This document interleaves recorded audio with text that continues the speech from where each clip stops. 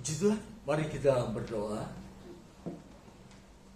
Segala puji syukur kami panjatkan kepada Engkau Tuhan, Allah yang penuh kasih dan rahmat. Pada siang hari ini, kami akan mendengarkan firman-Mu ya Tuhan. Dan kami rindu Roh Kudus akan menolong kami, memberi pengertian kepada kami, agar kami mengerti tentang firman yang akan kami dengarkan. Kami rindu setiap firman yang kami dengarkan menjadi firman yang tertanam, bertumbuh, dan berbuah dalam kehidupan kami. Kami melakukan firman-Mu sesuai dengan kehendak-Mu dan dengan ditolong oleh Roh Kudus. Terima kasih, urapi kami semua. Biarlah di dalam segala sesuatu yang akan kami lakukan pada saat ini, Tuhan dipermuliakan. Terpuji nama Tuhan. Di dalam nama Tuhan Yesus kami berdoa. Haleluya. Amin. Tuhan Yesus pada saat dia mengajar murid-muridnya, di dalam kitab Matius pasal 16 ayat 21, Yesus berkata kepada murid-muridnya bahwa Yesus akan disalibkan, kemudian mati, dan pada hari ketiga akan dibangkitkan. Dalam Matius pasal 20 ayat 19, Yesus kembali berkata, Aku akan disalibkan, mati, dan dibangkitkan pada hari yang ketiga. Kemudian Rasul Paulus juga di dalam kitab 1 Korintus pasal 15, yang terpenting telah aku sampaikan, bahwa Yesus telah mati di kayu salib dan telah dibangkitkan dari antara orang mati. Jadi kebangkitan Yesus bukanlah kebangkitan yang diketahui oleh sedikit orang, tetapi oleh banyak orang. Yesus yang telah bangkit didengarkan oleh mereka, dan mereka melihat bukti bahwa memang Yesus tidak ada di dalam kubur. Jika pada saat ini ada berita-berita yang mengatakan Yesus tidak dibangkitkan dari antara orang mati, itu berita bohong. Jika ada kabar bahwa Yesus tidak disalibkan, Yesus tidak mati, itu adalah berita bohong yang tidak sesuai dengan firman Allah. Saudara yang kasih dalam nama Yesus Kristus, jadi kebangkitan Yesus Kristus disebarkan oleh murid-muridnya. Kebangkitan Kristus disebarkan oleh Paulus dan terus dikabarkan ke dunia yang ada pada saat ini, supaya dunia mengerti bahwa hanya Yesus yang telah mati dan dibangkitkan oleh Allah. Di dalam dunia ini tidak ada orang yang mati kemudian dibangkitkan oleh Allah. Hanya satu di dunia ini yang mati kemudian dibangkitkan oleh Allah, hanya Yesus. Tidak ada yang lain dan tidak akan pernah terjadi kepada orang lain. Hanya Yesus yang ditunjuk oleh Allah untuk menjadi orang yang mati dan bangkit serta naik ke surga. Luar biasa Allah yang kita sembah. Luar biasa Allah yang kita imani.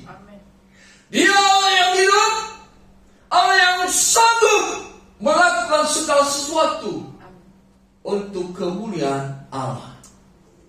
Dia juga Allah yang hidup, yang sanggup berbuat sesuatu bagi umat-umatnya.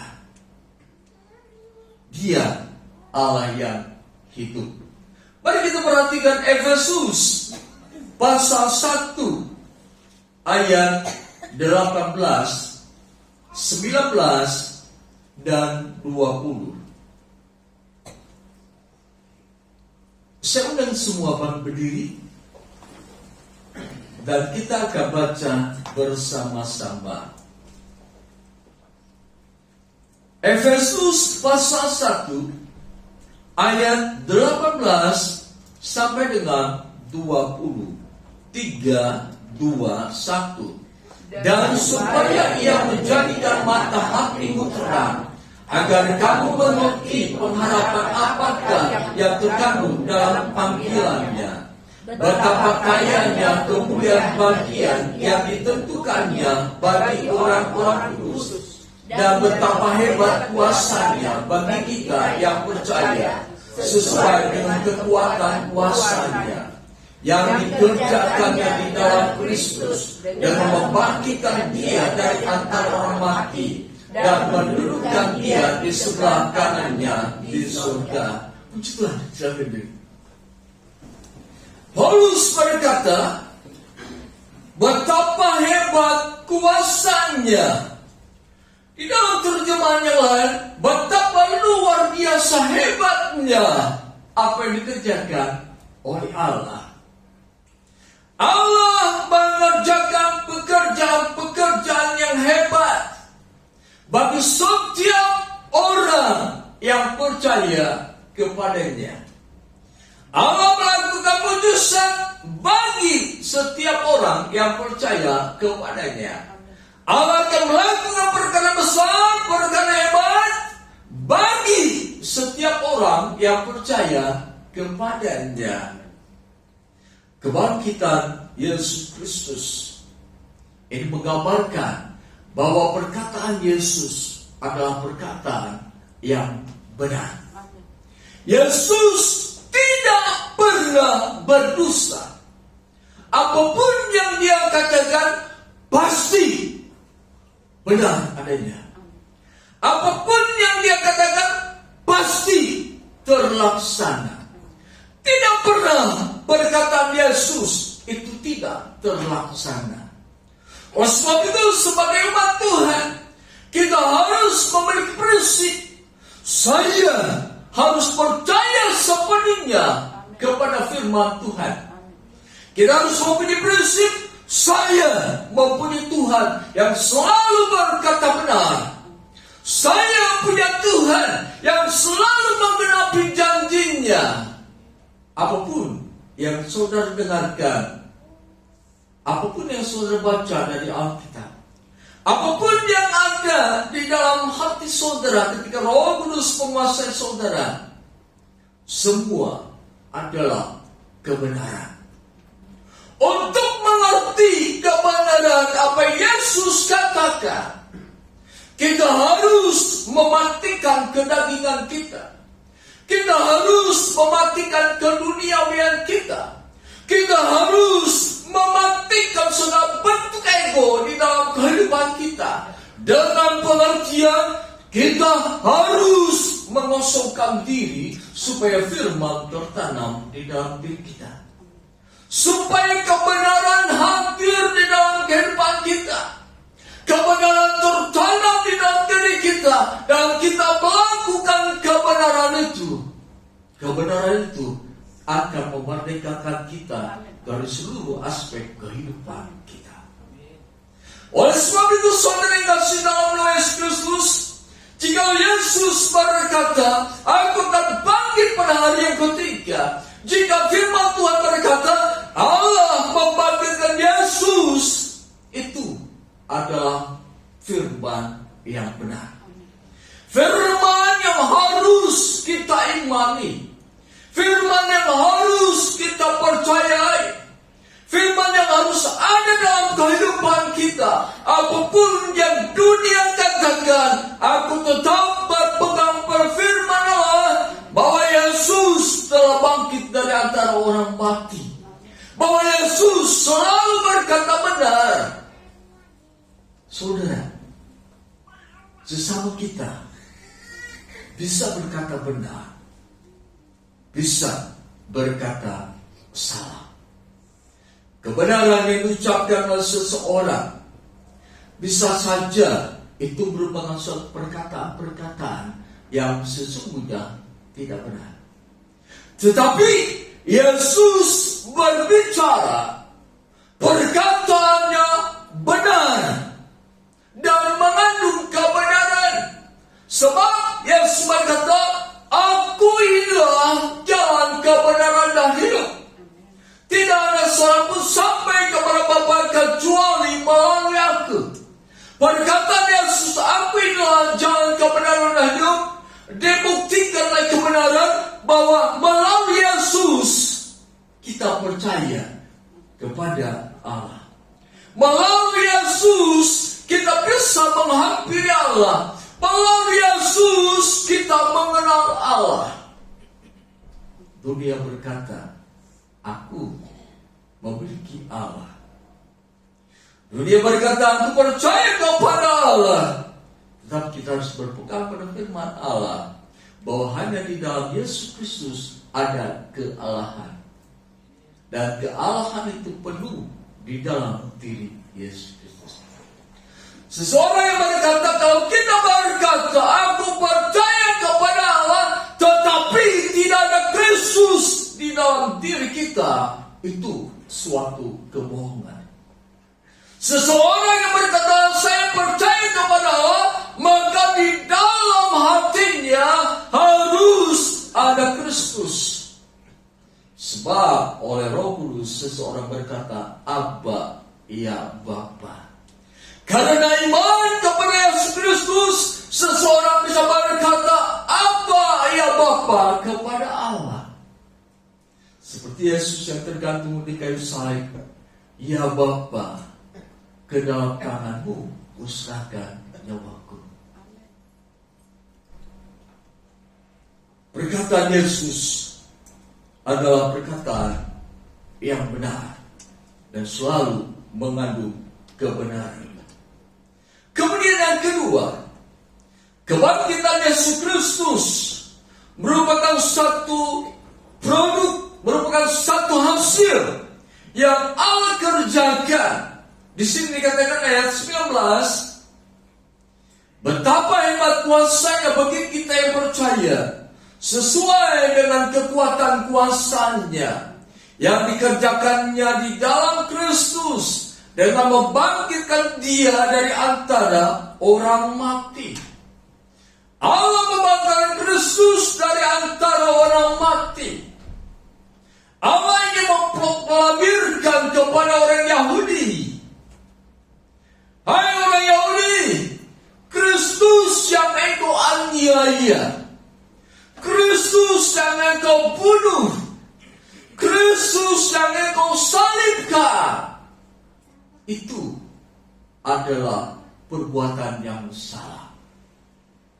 Allah ingin berkata kepada orang Yahudi, "Hai orang Yahudi, Yesus yang kubangkitkan itu adalah Allah yang benar." Allah ingin memproklamirkan kepada dunia di zaman sekarang ini, "Hai dunia, sadar bahwa Yesus yang telah mati tidak mati untuk selamanya. Tetapi Yesus yang telah mati, Dia bangkit dari antara orang mati, naik ke surga dan duduk sebelah kanan Allah." Peristiwa kebangkitan, peristiwa apa yang Allah lakukan terhadap Kristus, ini merupakan suatu pertanda bahwa memang Allah ingin melihat, Allah ingin mendengar bahwa setiap orang tahu bahwa hanya Yesus yang dibangkitkan oleh Allah. Allah ingin supaya dunia mengerti, dunia sadar bahwa hanya Yesus yang bangkit dari antara orang mati dan naik ke surga. Allah ingin memproklamirkan kepada dunia, "Hai dunia, inilah Yesus, Tuhan yang satu-satunya, Tuhan yang esa." Allah ingin memproklamirkan kepada dunia, "Hai dunia, lihatlah Yesus yang telah mati, disalibkan, yang telah disalibkan, mati, dikuburkan, dan bangkit dari antara orang mati. Allah ingin berkata kepada dunia, hai dunia, inilah yang kukerjakan bagi Kristus. Tetapi Allah juga ingin berkata kepada orang percaya, hai orang percaya, aku yang membangkitkan Kristus dari antara orang mati. Dengan kuasaku yang hebat, kuasa inilah juga yang akan terjadi di dalam dirimu. Jadi orang percaya harus siap untuk menerima kehebatan kuasa Allah. Orang percaya harus siap untuk menerima apa yang akan Allah lakukan dalam kehidupan kita. Orang percaya harus siap untuk melihat kemahakuasaan Allah dalam kehidupan ini. Dengan kata lain, orang percaya zaman sekarang harus sadar kita mempunyai Allah yang hebat. Kita mempunyai Allah yang luar biasa, sanggup melakukan perkara-perkara yang luar biasa. Allah ingin semua Allah yang bisa melakukan mujizat. Tidak ada yang mustahil bagi Allah. Mungkin kau berkata, aku menderita sakit sudah sekian tahun. Tanamkan di dalam dirimu, tanamkan di dalam pikiranmu, tanamkan di dalam hatimu. Ketika engkau sakit, engkau harus berkata, aku mempunyai Allah yang besar. Aku mempunyai Allah yang bisa melakukan mujizat. Aku mempunyai Allah yang bisa menyembuhkan. Tidak ada yang mustahil bagi Allah. Dan tidak ada yang mustahil bagi orang yang percaya. Yang harus kita katakan, tetap pegang prinsip firman Tuhan, bahwa oleh bilur-bilurnya kita dijadikan sembuh. Pegang prinsip firman Tuhan, bahwa hanya oleh Dialah kita disembuhkan. Seorang yang lumpuh 38 tahun, tidak ada orang yang bisa menyembuhkan dia. Tidak ada orang yang bisa mengasihi dia dengan tulus. Tidak ada orang yang membantu dia dengan ketulusan hati. 38 tahun lumpuh. Tetapi ketika berjumpa dengan Yesus berkata, maka kau sembuh. Lalu Yesus berkata, bangunlah. Maka orang lumpuh itu sembuh. Jadi melalui kebangkitan ini, Allah ingin memproklamirkan kepada dunia bahwa Yesus adalah Tuhan. Yesus adalah penyelamat. Yesus adalah Tuhan yang hidup. Di dalam Wahyu pasal 1 ayat 17-18, aku telah mati, namun lihatlah, aku telah bangkit dan aku hidup. Jadi kita menyembah kepada Yesus yang sudah dibangkitkan dari antara mati.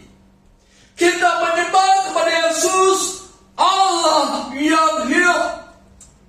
Jika Yesus itulah adalah Allah yang hidup, maka kita harus sadar seluruh aspek kehidupan kita diperhatikan oleh Yesus. Perbuatan-perbuatan kita diperhatikan oleh Yesus. Dimanapun kita berbuat sesuatu, semua diperhatikan oleh Yesus. Pemazmur katakan, kemanakah aku bisa menjauhi rohmu? Tidak bisa. Pemazmur katakan, aku naik ke tempat yang paling tinggi, di sana engkau ada. Pemazmur katakan, aku turun ke dunia orang mati, di sana engkau ada. Pemazmur katakan, aku berada di dalam kegelapan, bersembunyi di dalam kegelapan, di sana pun engkau ada. Jadi dimanapun kita berada, Yesus adalah Allah yang maha hadir. Dimanapun kita berada, Dia mengetahui situasi keadaan kita. Pada saat kita sakit, Yesus tahu keberadaan kita. Ketika kita menangis karena penyakit, ketika kita menderita karena penyakit, ketika kita merasa dan terus hidup di dalam kesedihan karena penyakit, di sana Yesus ada. Di situ Yesus sedang memperhatikan kehidupanmu. Di situ Yesus sedang merasakan apa yang kau rasakan. Tetesan air matamu diperhitungkan oleh Tuhan. Tetesan air matamu dimengerti oleh Tuhan. Dia ingin memberi kesembuhan. Imani akan firman Tuhan, bahwa Dia Allah yang hidup. Tidak pernah Dia lalai untuk menepati janjinya. Tidak pernah Dia berkata bohong. Apapun yang Dia katakan pasti terjadi. Inilah sosok yang kita sembah, Yesus yang adalah Tuhan dan Juru Selamat kita. Pribadi yang hidup untuk selama-lamanya. Pribadi yang terus beserta dengan kita sampai kepada kekekalan. Jika pada saat ini kita mengalami suatu goncangan dalam kehidupan ini, kita mengalami suatu keadaan yang seperti sedang ditimpa oleh badai yang luar biasa, yang dunia katakan kita tidak mungkin lepas daripada kehidupan ini. Dunia katakan kita tidak mungkin keluar dari penderitaan permasalahan ini. Kita tidak mungkin keluar dari kesusahan. Kita tidak mungkin keluar dari penyakit yang menahun ini. Dengan firman Tuhan, kita menyembah kepada Allah yang hidup. Kita menyembah kepada Allah yang Maha Kuasa, Allah yang sanggup melepaskan engkau dari setiap permasalahan dalam kehidupanmu. Dia Allah yang hidup, Allah yang Maha Kuasa, yang terus berkarya dalam kehidupanmu untuk mendatangkan kebaikan bagimu. Dia akan selalu mencurahkan seluruh kemampuannya untuk kita semua. Dia akan selalu berbuat baik dan yang terbaik akan Dia lakukan bagi kita yang percaya kepadanya. Dia tidak akan membiarkan kita jatuh tergeletak. Dia tidak akan membiarkan kita dipermalukan oleh dunia. Sekali-kali Dia tidak akan pernah membiarkan kita. Sekali-kali Dia tidak akan pernah meninggalkan kita. Karena Dia adalah Tuhan yang hidup.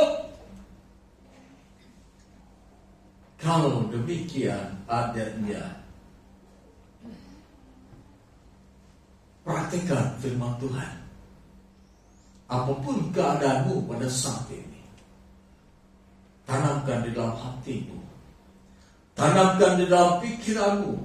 Biar hatimu bekerja, pikiranmu bekerja, ada keyakinan apapun permasalahan dalam kehidupanku, aku percaya Allah yang kusembah adalah Allah yang hidup. Allah yang akan menolong kehidupanku, Allah yang akan membebaskan aku dari setiap permasalahan yang menimpa kehidupanku. Terlepas dari kesalahan itu yang kau perbuat dengan sadar atau tidak sadar. Yang harus aku pikirkan, Allah yang kusembah, Allah yang hidup. Amin. Allah yang kusembah hebat kuasanya dan tidak ada Allah yang seperti Dia.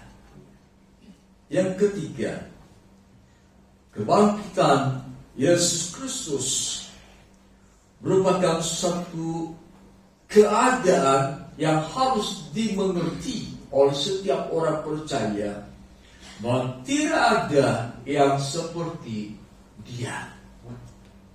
Hanya satu, yaitu Yesus Kristus yang dikatakan sebagai Tuhan. Hanya satu yang ditunjuk oleh Allah supaya Dia duduk di sebelah kanan Allah di surga. Tidak ada yang lain, hanya Yesus. Nah, kita perhatikan kembali Efesus pasal 1 ayat 18.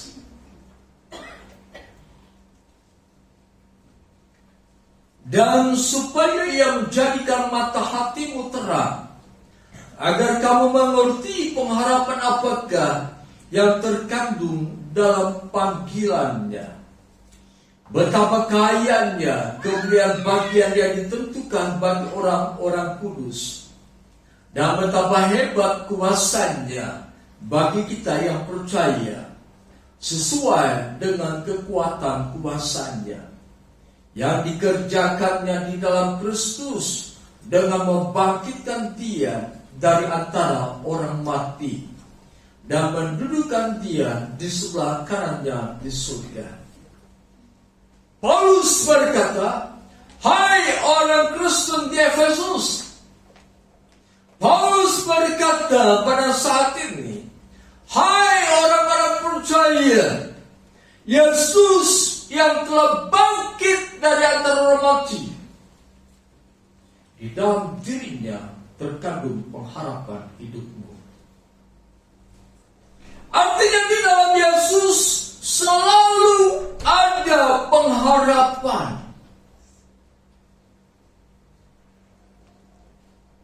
Ada seorang hajah yang mengirimkan flyer kepada saya. Kata-katanya, biarlah melalui kebangkitan Kristus selalu ada pengharapan baru. Orang yang tidak mengenal Kristus pun berkata demikian. Apalagi kita yang mendengar firman Tuhan, beriman kepadanya, harus merupakan satu perkataan yang termeterai di dalam hati kita. Bahwa di dalam Yesus ada pengharapan yang pasti. Amin. Di dalam Yesus ada pengharapan baru yang akan Dia berikan kepada kita. Jangan putus asa. Masalah yang engkau hadapi tidak seberat permasalahan Yesus hadapi. Paulus di dalam kitab Ibrani pasal 12, perjuanganmu belum sampai mencucurkan darah. Perjuanganmu dalam mata pencarian, perjuanganmu dalam bidang keluarga, perjuanganmu dalam bidang keuangan dan permasalahan yang sedang engkau hadapi, engkau menghadapinya belum sampai mencucurkan darah. Tetapi Yesus dengan permasalahan berat sanggup menghadapinya. Sekalipun darah mengalir, Dia bisa tahan menghadapi permasalahan itu. Bawa dirimu untuk melihat Yesus. Bawa dirimu untuk mengimani apa Yesus perbuat. Bawa dirimu untuk melihat Yesus yang memiliki kekuatan menghadapi permasalahan. Masalah yang Yesus hadapi, masalah kehidupan dan kematian. Di dalam Yesus selalu ada pengharapan baru. Di dalam Yesus selalu ada pengharapan. Dan Paulus katakan, pengharapan di dalam Yesus tidak akan sia-sia. Pengharapan di dalam Yesus tidak akan mengecewakan. Yang dibutuhkan adalah iman. Sekalipun engkau memiliki iman sebesar biji sesawi, tapi Yesus berkata, iman yang biji sesawi itu bisa memindahkan gunung. Ketika kita berkata, hai pun tercampaklah. Jangan putus asa dengan keadaan zaman sekarang. Engkau hidup karena kasih anugerah Tuhan. Engkau hidup karena belas kasihan Tuhan. Engkau hidup karena kemurahan Tuhan. Engkau hidup karena memang Allah menginginkan engkau hidup. Engkau hidup karena berkat yang daripada Tuhan. Apapun keadaan dunia pada saat ini yang mengatakan tidak pengharapan, tetapi di dalam Yesus tetap ada pengharapan. Apapun yang dunia katakan sekarang zaman-zaman yang susah, biarlah engkau yang beriman percaya bahwa Yesus adalah Tuhan dan Juru Selamat, engkau dapat berkata, di dalam Dia aku bisa menanggung segala perkara, karena Dia memberi kekuatan bagiku. Dia adalah Allah yang hidup, yang sanggup memberi kekuatan bagi mereka yang lemah, sanggup memberi kekuatan bagi mereka yang mungkin pada saat ini sedang berjalan terseok-seok. Dia Allah yang bisa memberi kekuatan, Allah yang akan melimpahkan kekuatan bagi setiap orang yang percaya kepadanya. Jika engkau berseru dalam nama Yesus, seruanmu didengar oleh Allah. Bila engkau menangis di hadapan Allah karena engkau pengikut Kristus, Allah memperhatikan semuanya. Kebangkitan Kristus dari antara orang mati.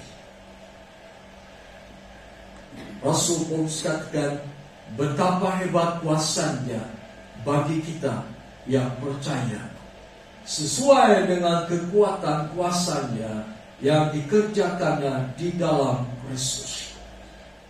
Artinya apa yang Allah lakukan di dalam Yesus Kristus, itu akan dilakukannya juga untukmu.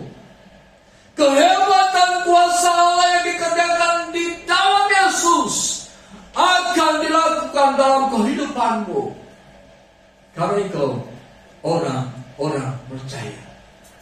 Karena engkau orang beriman, maka akan terus mencurahkan kekuatan kuasanya.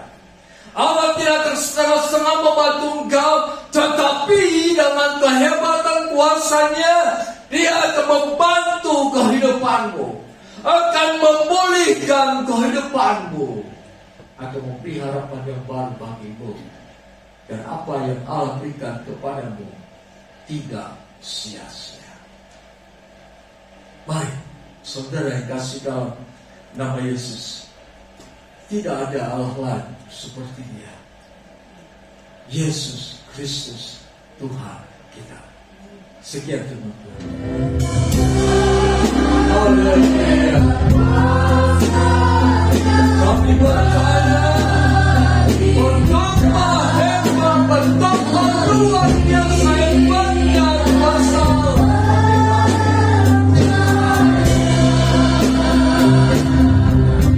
Betapa hebat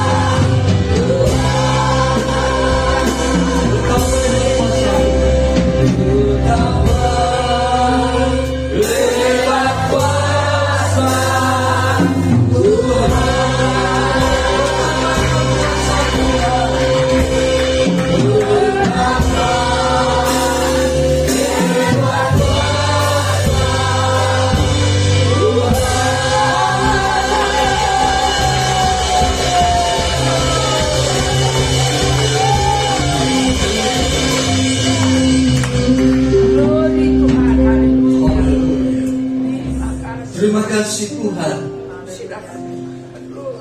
Terima kasih. Sungguh Engkau mengasihi kami. Engkau akan selalu berbuat baik bagi kami. Engkau selalu akan menyatakan kuasa-Mu yang betapa hebat, kuasa-Mu yang luar biasa. Kami yakin nih, semua diperuntukkan bagi kami yang percaya, yang mengaku bahwa Yesus adalah Tuhan dan Juru Selamat. Biar kami semakin dikuatkan, diteguhkan bahwa kami mempunyai Allah yang hidup. Haleluya. Hidup untuk selama-lamanya. Terima kasih Tuhan. Terima kasih. Sungguh Engkau mengasihi kami. Engkau akan selalu berbuat baik bagi kami.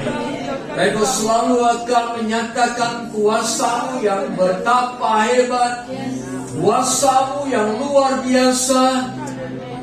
Kami yakin nih, semua diperuntukkan bagi kami yang percaya, yang mengaku bahwa Yesus adalah Tuhan dan Juru Selamat.